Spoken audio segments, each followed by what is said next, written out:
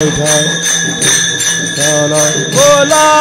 पुंडलिक वरदार विठ्ठल ज्ञानदेव तुकाराम माऊली ज्ञानेश्वर महाराज की जय। जगद्गुरु तुकाराम महाराज जय। सद्गुरु जोग महाराज की जय। सब संतन की जय। हाय ढाला ढाला ढाला ढाला ढाला ढाला ढाला।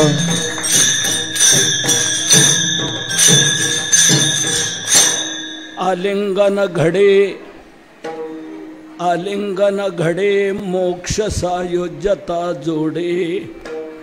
ऐसा संतांचा महिमा झाले बोलायाची सीमा। तीर्थे पर्वकाळ अवघी पाया पे सकळ। ऐसा संतांचा महिमा झाले बोलायाची सीमा। तुका म्हणे देवा त्यांची केली पावे सेवा। ऐसा संतांचा महिमा झाले बोलायाचे सीमा। विठ्ठला विठ्ठला विठ्ठला विठ्ठला विठ्ठला विठ्ठला विठ्ठला। पांडुरंगा करू प्रथम नमन। पांडुरंगा करू प्रथम नमन।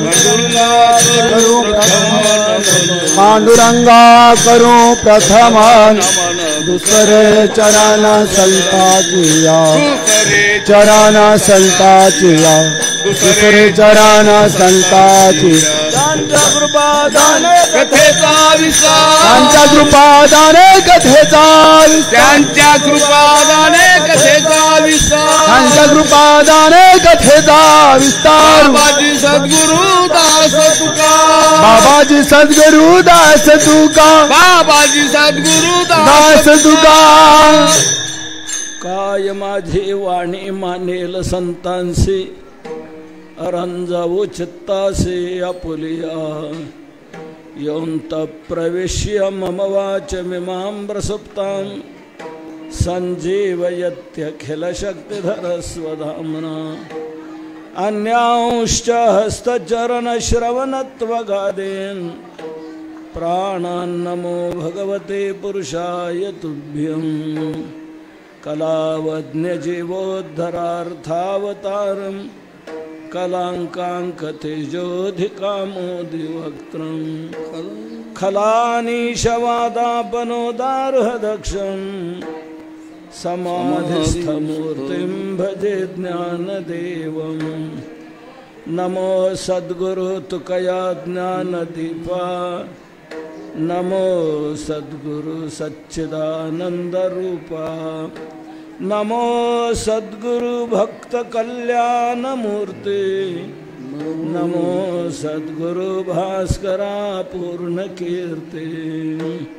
संपाद्य ज्ञानञ्च विधाय भक्तिं। विलोकितो येन समाधिराजः। वैराग्यवन्तं सुविचारयुक्तं। नमामि जोगं शिरसा गुरुं तम्। आत्मारूप गणेश स्मरण सकळ विद्यांचे अधिकरण। तेच वंदू श्री चरण श्री गुरूंचे। ते नमस्कारुनी आता। आलिंगन घडे मोक्ष सायुज्यता जोडे। ऐसा संतांचा महिमा झाली बोलायाची सीमा। प्रस्तुत आजच्या या नैमित्तिक कीर्तन प्रसंगी सेवेकरता घेतलेला अभंग ज्ञानोबरायांचे अतिशय प्रिय असणारे संत हृदय सम्राट विश्ववंद्य विश्वसंत विश्वभूषण जगद्गुरु तुकोबाराय यांचा अभंग सेवेला घेतलेला आहे। आज जशी महिन्याची वद्यवारी ही आहे तसंच त्याला एक विशेष निमित्त आज आहे आणि त्या निमित्ताने ही आज सेवा घडते आहे. ते निमित्त कोणतं आपल्या सर्वांना ज्ञात आहे. ज्ञानोबरायांचे परंपरागत उपासक सेवक चोपदार म्हणून वैकुंठवासी हरिभक्तपरायण ज्ञानेश्वर माऊली त्या बाळासाहेबांचे आजोबा त्यांचं आज पुण्यस्मरण आहे आणि त्या पुण्यस्मरणाच्या निमित्ताने ही विशेषत्वाने आज सेवा आहे. विठ्ठल विठ्ठल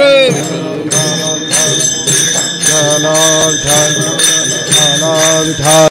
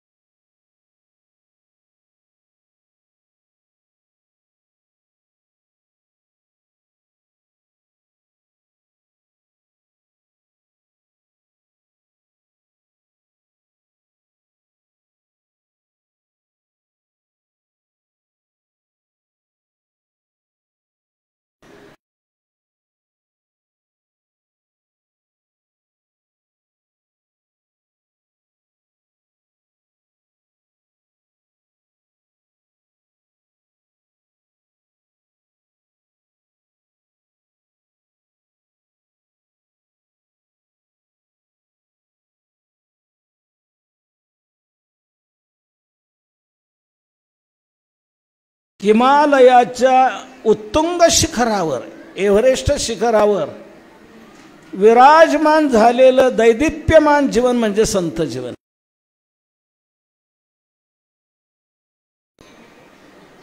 हे अतिशय खोल दरीत आहे आणि संत जीवन उत्तुंग शिखरावर विराजमान झालेलं. जरही मानवी तनु असली तरी संतांमध्ये आणि आपल्यामध्ये फार अंतर आहे. कसं अंतर आहे? जगद्गुरु तुकोबारांनी 2-3 दृष्टांताने ते अंतर आपल्या लक्षात आणून दिलेलं आहे. तुकोबारा म्हणतात बघा, दही आहे दही. आपण दह्याचं घुसळण करतो, त्या घुसळणातून काय निघतं? लोणी निघतं. आणखी काय निघतं? ताक. घुसळण केल्यानंतर त्या दह्यातून लोणी निघतं, तसंच दह्यातून ताकही निघतं. म्हणजे दोन्हीचीही निर्मिती एका दह्यातूनच आहे की नाही? लोणीही दह्यातूनच आणि ताकही दह्यातूनच. मग दोन्हीची निर्मिती जर एका दह्यातूनच आहे तर दोन्ही एका किमतीत मागायला काय हरकत आहे का? तुकोबारा म्हणतात चालणार नाही. एका मोले दोन्ही मागून एका मोले दोन्ही मागून एक मोले दोन्ही मागून हे एक मोले दोन्ही मागून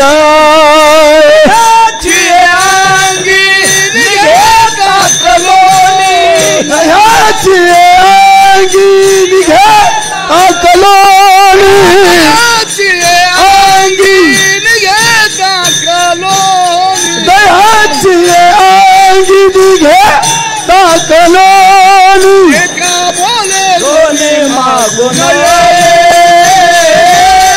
एका मोले दोन्ही मागून हे एक मूल दोन्ही मागून हे एक मूल दोन्ही मागून.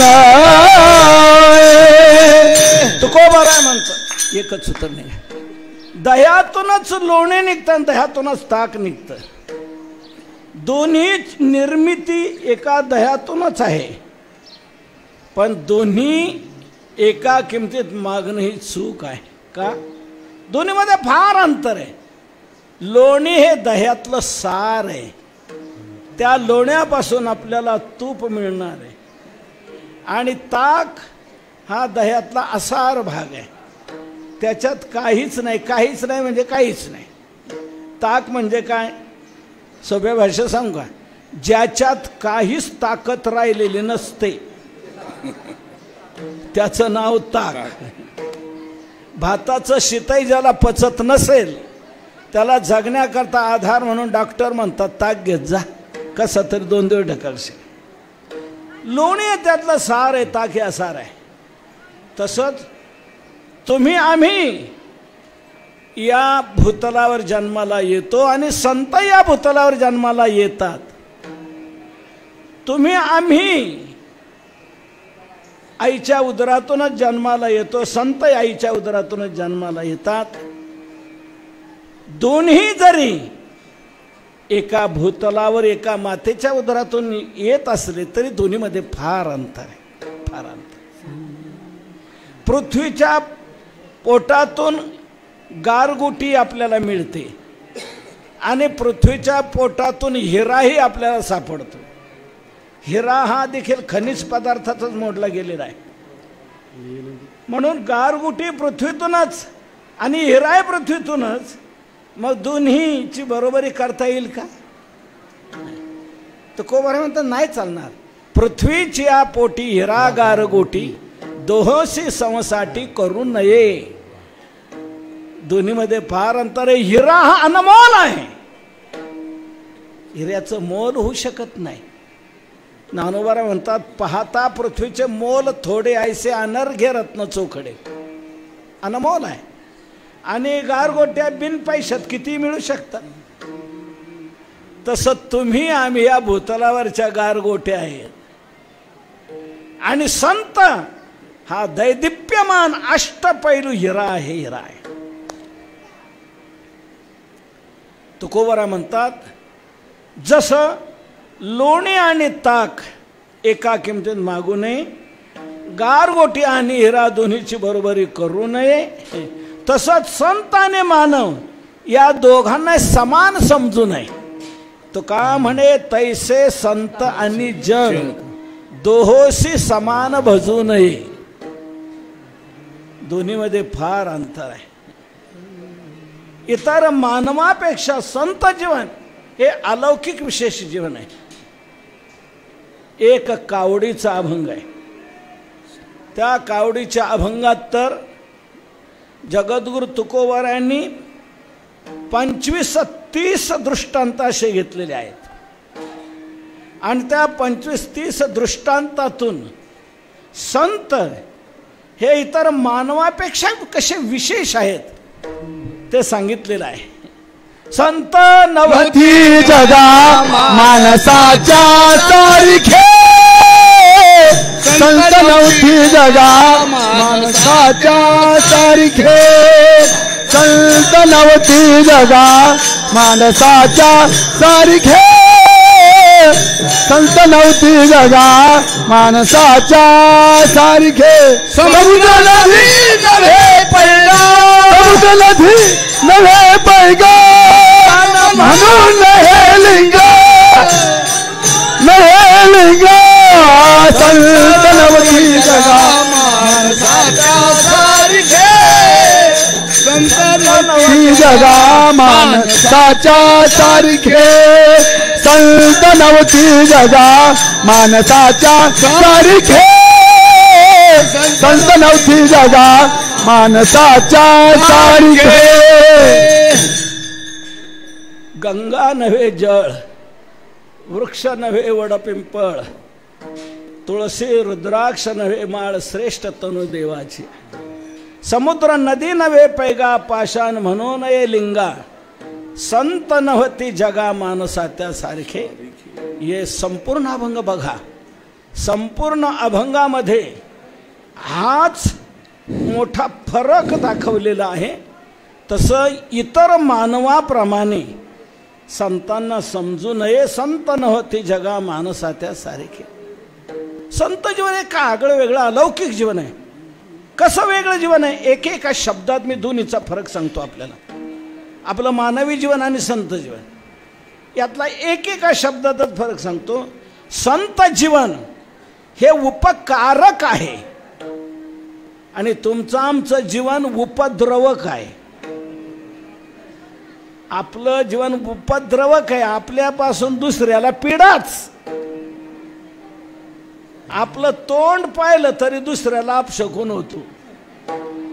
म्हणून काय माणसं म्हणतात ना आपलं काय काम झालं नाही का, म्हणतो माझं एकही काम झालं नाही हो.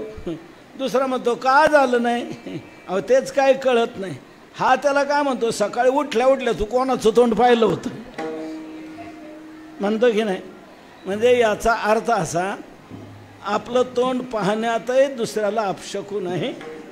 आपलं जीवन उपद्रवक आहे, संत जीवन उपद्रवक नाही. संत जीवन उपकारक आहे नव्हे, उपकार करताच ते इथे आलेले आहेत. येथे उपकारासाठी आले घरजा वैकुंठी, परोपकाराय सताम विभूतय. परोपकारा करताच संत जीवन आहे. परोपकारक आहे, उपकारक जीवन आहे. कोणी म्हणेल मग अशा संतांचं दर्शन होऊ शकतं का? होऊ शकतं, फक्त आपण लायकी मिळवली पाहिजे. संतांचं दर्शन होण्याकरता आपण लायक बनलो पाहिजे. म्हणजे ती लायकी कोणती, तर कोणतंही चांगलं घडण्याकरता जे लागतं ते पुण्य. आपल्याजवळ पुण्य असायला पाहिजे संत भेटण्या इतकं. तुम्ही मला कशावर म्हणता, अंदाज याचा म्हणजे स्पष्ट सांगायचा तो असा, अनेक संतांनी आपल्याला संतांची भेट झाली ती पुण्यामुळेच झाली असं म्हटलेलं आहे. म्हणून मी म्हणतो संत भेटण्याकरता पुण्य पाहिजे. तुकोबारायांनाच विचारा, तुकोबारा तुम्हाला संत केव्हा भेटले सांगा. तुकोबारा म्हणतात, पुण्य फळले पुण्य फळले बहुता दिसा, पुण्य फळले बहुता दिसा.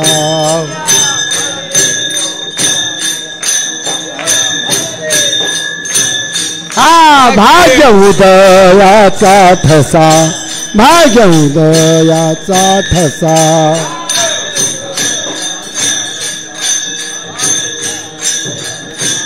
हा झालो सन्मुख तो कैसा, झालो सन्मुख तो कैसा, झालो सन्मुख तो कैसा, झालो सन्मुख तो. हा संत चरण पावलो, चरण पावलो. हा संत चरण पावलो. आज फिटले माझे कोडे, आज फिटले माझे कोडे, आज फिटले माझे कोडे, आज फिटले माझे कोडे, आज फिटले माझे कोडे, आज फिटले माझे कोडे, माझे कोडे, आज फिटले माझे कोडे. तुकोबारा म्हणता संत चरण पावलो, पण केव्हा, पुण्य फळले बहुता दिसा. कोण पुण्य कोणा गाठी, जासी ऐसी याची भेटी. कोण पुण्य फळाली जी संतांची देखील पावली. ज्ञानोबरायांना विचारा, ज्ञानोबराय देखील सांगतात, पूर्व जन्मी सुकृते थोर केली, ती मज आजी फळाशी आली, परमानंदो आजी मानसी भेटी झाली या संतांची. नाथ महाराज सांगतात, पूर्व पुण्य असता गाठी संत भेटी तै होय, तै होय. म्हणून पुण्य पाहिजे म्हणजे संत भेटू शकते. मग कधी भेटतील, ते भेटण्या इतकं पुण्य आपलं होईल तेव्हा भेटतील. तितकं जर झालं नाही तर आपल्याला संत भेटू शकणार नाही. एक साधं उदाहरण सांगतो. तराजू आहे, तराजू. तराजूचा काटा मध्यावर कधी येतो, समान वजन झालं का, समान वजन झालं का मध्यावर येतो. समान वजन जोपर्यंत होत नाही तोपर्यंत असाच झुकत असतो. पारड्यात जे वजन टाकले 5 किलो 10 किलो 20 किलो, आपण त्याच्या इतका माल दुसऱ्या पारड्यात पडला पाहिजे. तितका पडला तरच तो काटा मध्यावर येणार.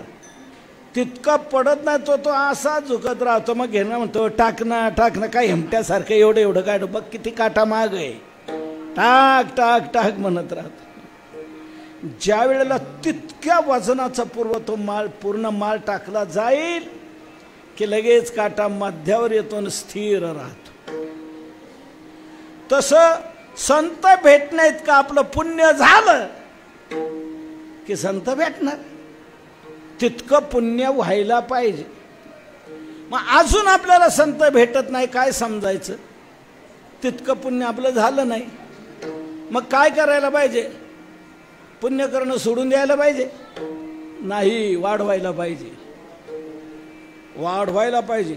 जेणेकरून तितकं पुण्य आपलं होईल, इतकी गती आपण दिली पाहिजे पुण्य वाढवण्याची, पुण्य निर्माण करण्याची. कोणतंही वर्ष वाया जाता कामा नये, महिना वाया जाता कामा नये, पंधरवडा जाता कामा नये, हप्ता जाता कामा नये, की एक दिवस जाता कामा नये, की एक तास, की एक मिनिट आपल्या आयुष्यातला असा वाया जाऊ देऊ नये की ज्या क्षणाला आपण काही पुण्य केलं नाही. पुण्यच पुण्य करत राहिले प्रत्येक क्षणाक्षणाचं अशी कृती असावी. प्रत्येक क्षणाची आपली कृती अशी असावी की त्याच्यावर पुण्य म्हणूनच शेरा पडला पाहिजे, ते पुण्यातच जमा झालं पाहिजे. अशी प्रत्येक क्षणाची कृती आपली पाहिजे. तितकं वाढवलं पाहिजे. तेवढं भेटण्याकरता एक भागवतात ओवी आहे, संतांची भेट कधी होते, त्याला किती पुण्य लागते.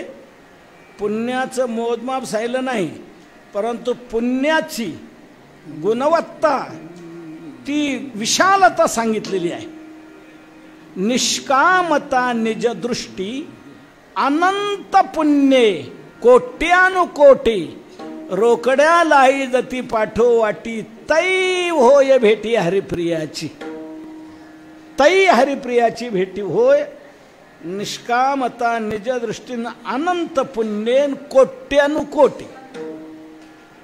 आता किती प्रमाण बसवायचं ते तुम्ही बसून घ्या. अनंत पुण्य कोट्या, अनंत पुण्य पाहिजे, कोट्यानुकोटी पाहिजे. मग इतकं होण्याकरता आपण वर्षातून एकदाच काय थोडस 5 रुपये आंधळ्याच्या ताटात टाकले, तेवढं पुण्य कधी व्हायचं आपलं? प्रत्येक क्षणाक्षणाचं पुण्य होत गेलं पाहिजे, वाढवत गेलं पाहिजे. त्यावेळेला आपल्याला संत भेट होऊ शकेल. क्षण वाया जाता कामा नये. प्रत्येक क्षणाच्या कृतीला पुण्य म्हणूनच शेरा पडला पाहिजे. भले मोठं नाही झालं, छोटं छोटं, थोडं थोडं. तुकोबारांच्या भाषेत बोलू का, तिळा तिळा एवढं तरी पुण्य आपण साचवत राहिलं पाहिजे, तरच संत भेटण्या इतकं होऊ शकेल. तिळे तिळे पुण्य साचा पडे, तरी हे बहुता जन्मी जोडे. नाम तुझे वाचेसी आपले, समागम घडे संतांचा. तिळा पुण्य साचा पडे, तरी हे बहुत मैया जोडे. जपिये आतडे, समाधान घडे संतांचा. जेवढं शक्य होईल तेवढं करत राहिलं पाहिजे. भले थोडं होईल, आपलं तिळा एवढं होईल, पण तिळा एवढं होता होता जर साचलं गेलं तर आपलं ग्रामीण भाषेत म्हणे ना, थेंबे थेंबे तळे साचे. थेंबात किती पाणी आहे हो, पण तेवढ्या अनेक थेंबातूनच तळ तयार होतंय की नाही. तसं आपलं तिळा एवढं पुण्य करत राहिलं पाहिजे प्रत्येक सेकंदाच, तरच संत भेटण्या इतकं आपलं होऊ शकेल. आणि समागम घडे संतांचा समागम घडेल. महाराज झालं, मग तुमचं म्हणणं आम्हाला पटलं, ठरलं आमचं पुण्य घडवायचं. प्रत्येक क्षणाक्षणाला पुण्य करत राहायचं.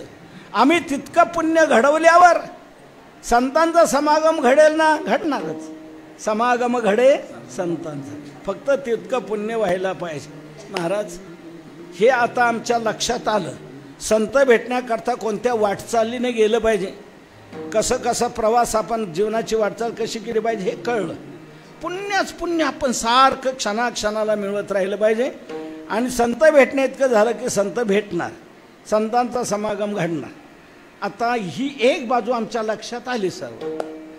आम्ही लागलोच त्या कामाला आता पुण्य करायच्या. आता फक्त पुढचं आमच्या एक लक्षात आणून द्या. आमचं तितकं पुण्य झालं आणि त्यामुळे संत आम्हाला भेटले, संतांचा समागम घडला. संतांचा समागम घडल्यानंतर असं थोर संत विभूतिमत्व, त्यांचं दर्शन जर आपल्याला घडलेलं आहे तर आपलं कर्तव्य काय, त्यावेळेला आम्ही आमच्या जीवनातलं काय घडायला पाहिजे, करायला पाहिजे. व्यवहारदृष्ट्या आपण म्हणा की आपलं कर्तव्य काय. पहिलं अशा संतांची भेट झाल्यानंतर आपलं प्रथम कर्तव्य काय. तुकोबाराय म्हणतात आपलं प्रथम कर्तव्य आहे अशा श्रेष्ठांची थोरांची भेट झाली असताना प्रथम भेटीत त्यांना आलिंगन द्यावं आणि नंतर त्यांच्या चरणाला वंदन करावं. प्रथम भेटी आलिंगन, मग चरण वंदावे. भेटी प्रथम आलिंगन, मग चरण वंदावे, मग चरण वंदावे. पहिलं भेट झाल्यानंतर त्यांना आलिंगन द्यावं आणि नंतर त्यांच्या चरणाला वंदन करावं.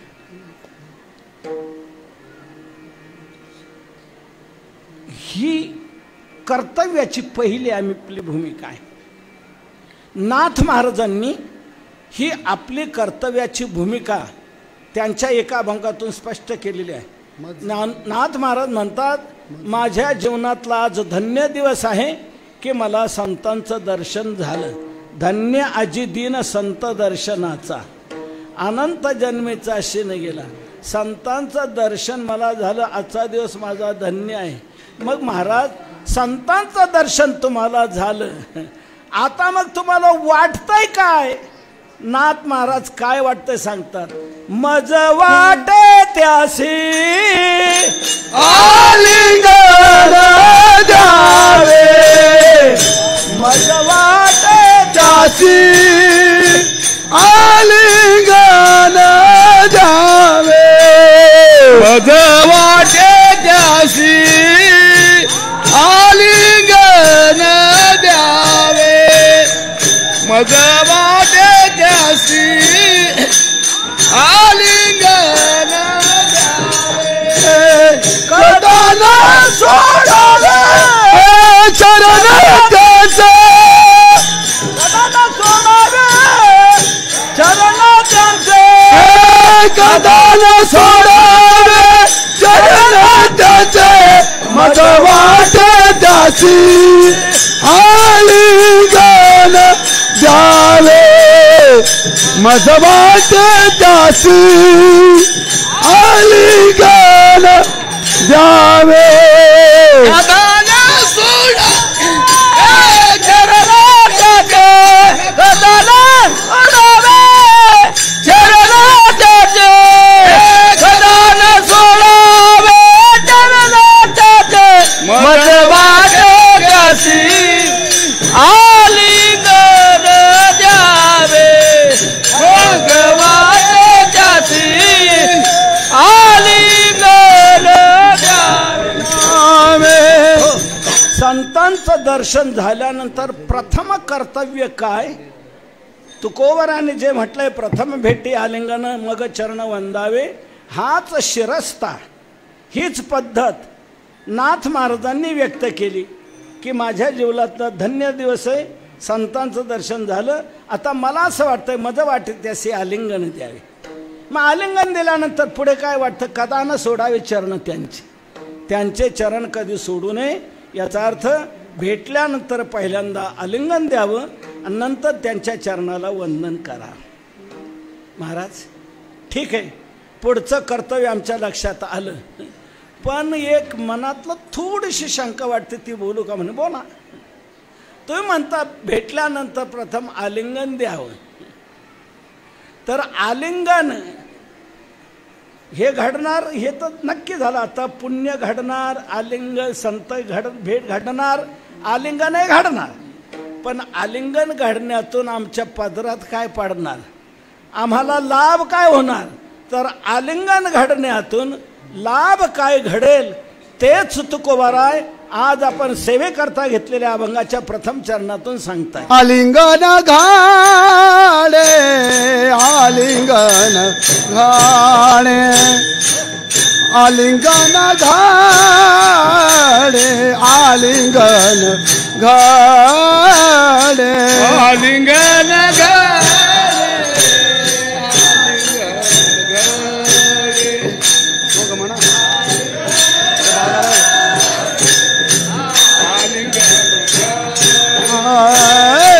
आलिंगन घाडे आलिंगन घाडे आलिंगन घाडे आलिंगन घाडे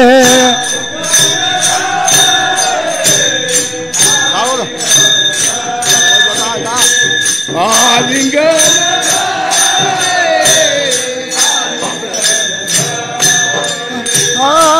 मोक्ष सायुज्यता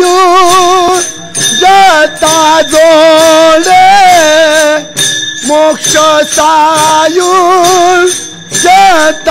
जोडे ऐसा संता महिमा ऐसा संता महिमा मोक्ष सायुज्यता जोडे मोक्ष सायुज्यता जोडे ऐसा संताचा महिमा ऐसा संताचा महिमा. आलिंगन घडल्यावर आम्हाला लाभ काय पदरात पडणार? तुकोबाराय तो लाभ आज आपण सेवेकरता घेतलेल्या अभंगाच्या प्रथम चरणातून सांगताय. आलिंगन घडे मोक्ष सायुज्यता जोडे. आलिंगन जर घडलं तर सायुज्यता नावाचा मोक्ष प्राप्त होतो. संतांच्या आलिंगनातलं हे साफल्य आहे. सायुज्यता नावाचा मोक्ष प्राप्त होणार. मोक्ष काय आम्हाला काय त्याचं वाटत नाही. काय मोक्ष मोक्ष काय? तर मोक्ष शब्ददृष्ट्या जरी आपल्याला अपेक्षित नसला तरी अर्थदृष्ट्या आपल्याला तो अपेक्षित आहे. मोक्ष मोक्ष म्हणजे काय कळत नाही आम्हाला. मोक्ष काय वस्तू आहे काय प्रकार आहे. तर मोक्ष शब्ददृष्ट्या आपल्याला जरी कळला नाही मोक्ष म्हणजे नेमकं काय तर अर्थदृष्ट्या तुम्हाला सांगतो. तर अर्थदृष्ट्या मोक्ष म्हणजे काय कळल्यानंतर तुम्ही लगेच म्हणाल तो पाहिजेच, तो मिळालाच पाहिजे. तर मोक्ष म्हणजे काय तर ज्याच्यात दुःखाची आत्यंतिक निवृत्ती होते आणि परमानंदाची प्राप्ती होते. हे ज्याच्या प्राप्तीत घडतं त्याला म्हणतात मोक्ष. मोक्ष मुक्ती हे एकार्थवाची शब्द आहेत. आत्यंतिक दुःखाची निवृत्ती आणि परमानंदाची प्राप्ती यालाच म्हणतात मुक्ती मोक्ष. दुःख कायमचं मिटलं जातं आणि आनंद कायमचा प्राप्त होतो. आणि हीच आपल्याला अपेक्षा आहे की नाही? सर्व जीवांना हीच अपेक्षा आहे. व्यापारी असो, शेतकरी असो, नोकरी करणारा असो, कोणी असो, यावत जीवांची ही अपेक्षा आहे. दुःख कायमचं गेलं पाहिजे, आनंद कायमचा मिळाला पाहिजे. प्रपंच करणाऱ्याला हेच पाहिजे वाटतं, परमार्थ करणाऱ्याला हेच पाहिजे वाटतं. परमार्थ करणाऱ्यालाही दुःख नको आहे आणि सुख हवं आहे. दुःख कधीच नको आहे, सुख कायमचं हवं आहे. म्हणजेच मोक्षाची अपेक्षा आहे, मुक्तीची अपेक्षा आहे. तर संतांच्या आलिंगनातून हा सायुज्यता नावाचा मोक्ष प्राप्त होईल. मोक्षाचे 4 प्रकार आहेत: सलोकता, समीपता, सरूपता आणि सायुज्यता. कशाला म्हणतात सोप्या भाषेत सांगतो एकेका वाक्यात. देव ज्या लोकात आहे त्या लोकात आपण जाणं ही सलोकता मुक्ती. देवात जवळ जाणं ही समीपता मुक्ती. देवाचं रूप आपल्याला प्राप्त होणं ही सरूपता मुक्ती. आणि आपण देवच होणं ही सायुज्यता मुक्ती. आणि ही सायुज्यता जी चौथी मुक्ती आहे, ही चौथी मुक्ती त्या आलिंगनातून प्राप्त होते. म्हणजे देव आणि आपण अलग राहत नाही, भिन्न राहत नाही, एकच होऊन जातो. यया ब्रह्मत्वासीच पार्था सायुज्य ऐसी व्यवस्था. याचे नावे चौथा पुरुषार्थ का. देवच होणं ही सायुज्यता मुक्ती आहे आणि ही सायुज्यता मुक्ती आलिंगनातून प्राप्त होते. ही आपल्या सर्वांची अपेक्षा पूर्ण होते, फलीभूत होते. तुकोबारा म्हणतात असा संतांचा अलौकिक महिमा आहे. हेच दुसऱ्या चरणात सांगतायत. ऐसा संताचा महिमा, ऐसा संताचा महिमा, ऐसा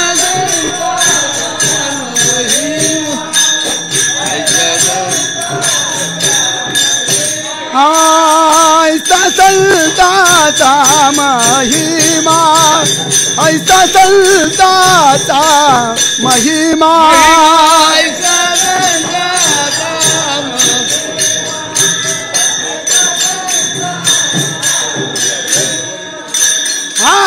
झाली बोलायाची सीमा, बोलायाची सीमा, ऐसा संताचा महिमा, ऐसा संताचा महिमा, झाली बोलायाची सीमा,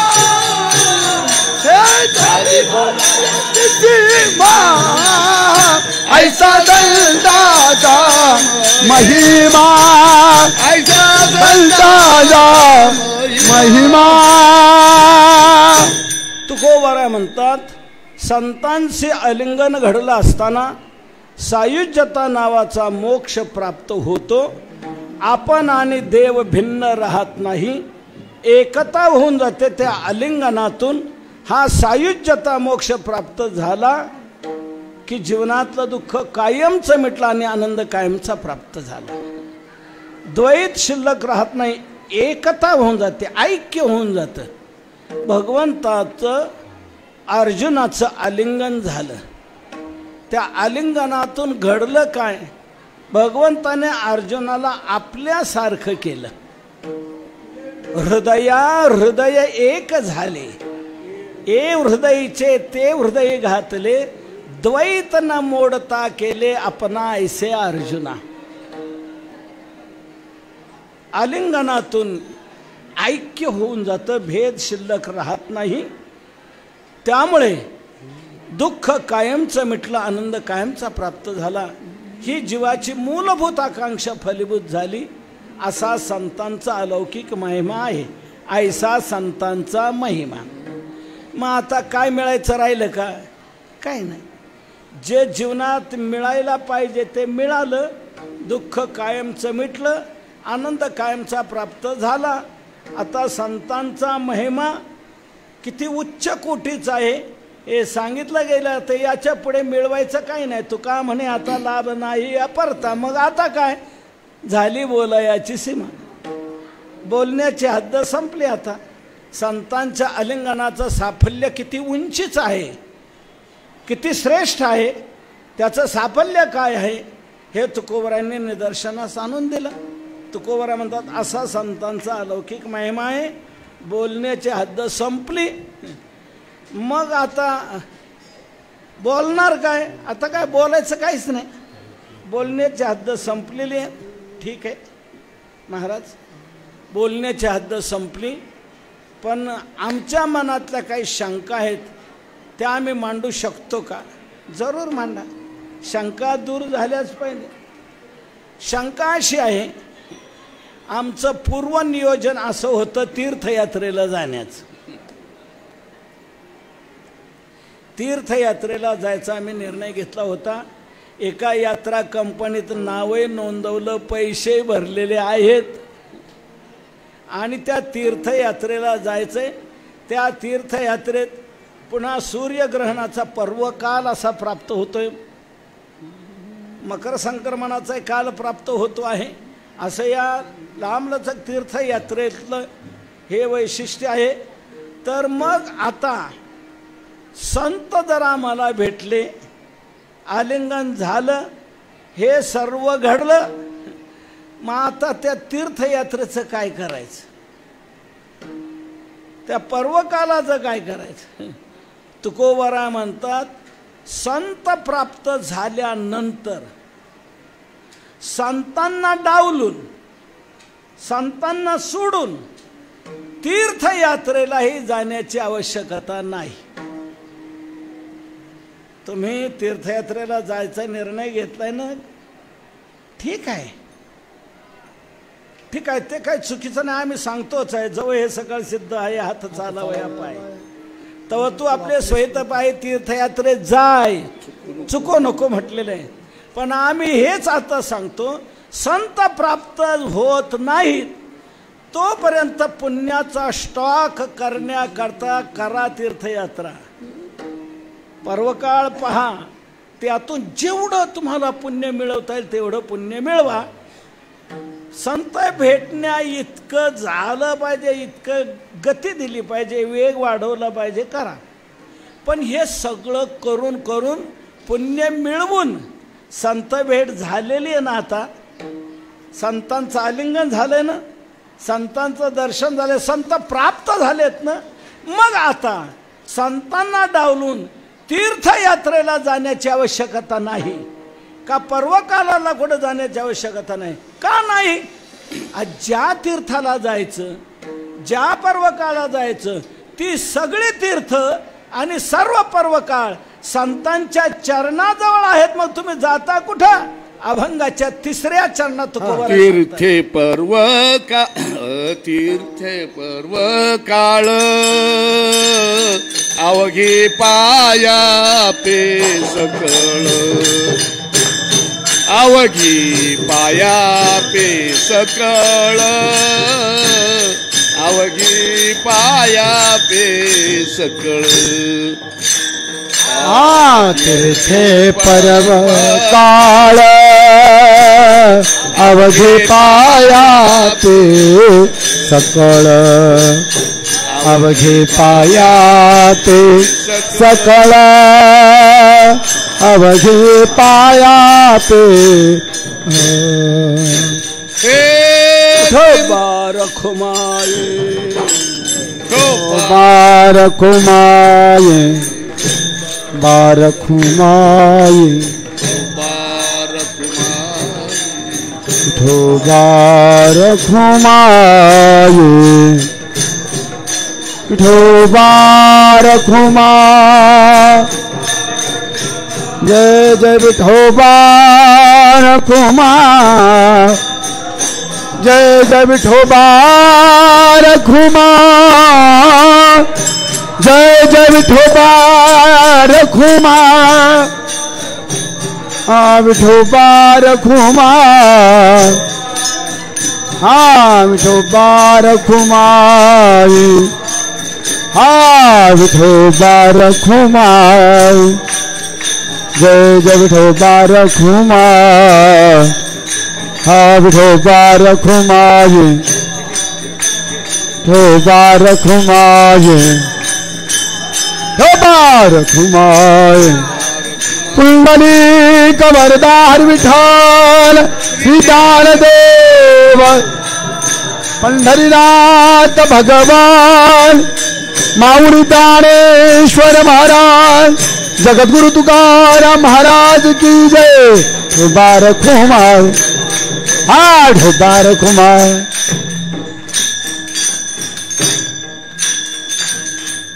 संतांना डावलून तीर्थयात्रेला जाण्याची आवश्यकता नाही का, पर्व काळानिमित्त कुठं जाण्याची काही गरज नाही का. जे म्हणून तीर्थ आहे, जे पर्व काळ आहे ते सर्व संतांच्या चरणाजवळ आहेत. तीर्थे पर्व काळ अवघी पाया पे सकळ.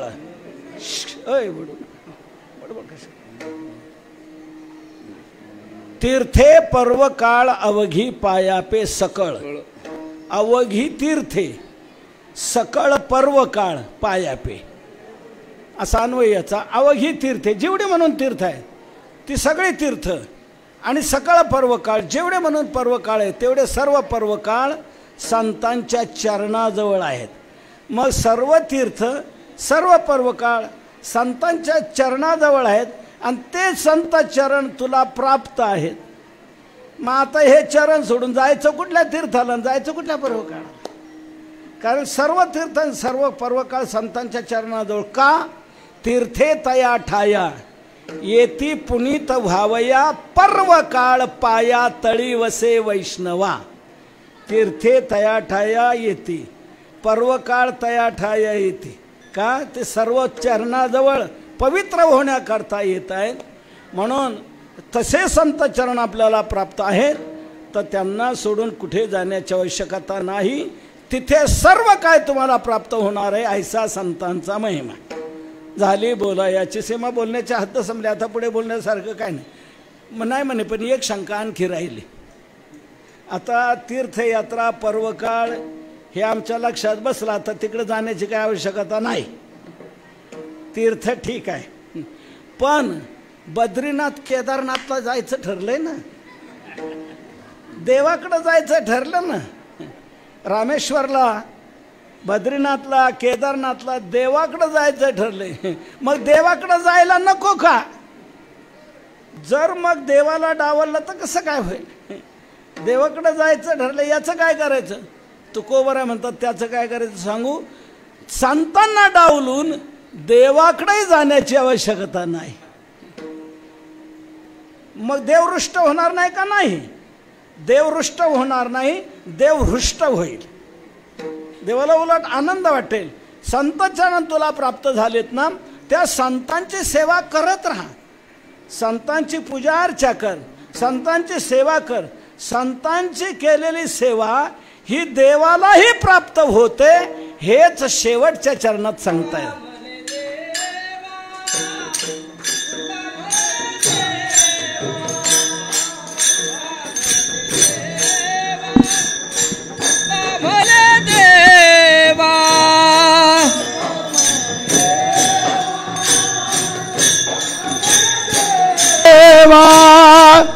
तुका म्हण दे, तुका म्हण देवा, त्यांची केल्या पावे सेवा, त्यांची केल्या पावे सेवा. ऐसा संतांचा महिमा, ऐसा संतांचा महिमा. आजांची केल्या पावे सेवा, त्यांची केली पावे सेवा. ऐसा संतांचा महिमा, ऐसा संतांचा महिमा. ज्ञानेश्वर माऊली ज्ञानराज माऊली, जय जय ज्ञानेश्वर माऊली, ज्ञानराज माऊली. जय जय ज्ञानेश्वर माऊली, ज्ञानराज माऊली. जय जय ज्ञानेश्वर माऊली, ज्ञानराज माऊली. जय जय ज्ञानेश्वर माऊली, ज्ञानराज माऊली. जय जय ज्ञानेश्वर माऊली, ज्ञानराज माऊली. जय जय ज्ञानेश्वर माऊली, ज्ञानराज माऊली. जय जय ज्ञानेश्वर माऊली, ज्ञानराज माऊली. जय जय ज्ञानेश्वर माऊली, ज्ञानराज माऊली. तुकाराम. ज्ञानेश्वर माऊली, ज्ञानराज माऊली. तुकाराम. ज्ञानेश्वर माऊली, ज्ञानराज माऊली. जय जय तुकाराम. ज्ञानेश्वर माऊली, ज्ञानराज माऊली. तुकोबरा म्हणतात देवाकडे जाण्याची गरज नाही. संतांना डावलून संतांची पूजा करा, संतांची सेवा करा. संतांची केलेली सेवा ती देवालाही प्राप्त होते. तुका म्हणे देवा त्यांची केली पावे सेवा. त्यांची सेवा केली देवा पावे. त्यांची सेवा का केली संतांची, किती देवाला प्राप्त होते. म्हणून संतांना डावलून देवाकडे जाण्याची गरज नाही. पण संतांना डावलून जर देवाकडे गेला तर देवाची होणार नाही, संतांची हुकली. आणि देवाची होणार नाही, कारण संतांना डावलून देवाकडे आलेला देवाला मान्य नाही. देवाला त्याचे उपचार केलेले देवाला उपचार वाटत नाही, देवाला भार वाटतो. अवघा भार वाटे देवा संत सेवा न करता. संतांना डावलून देवाची सेवा केली तर देवाला मान्य नाही. करिता देवार्चन घराले संतजन, देव सारावे परते.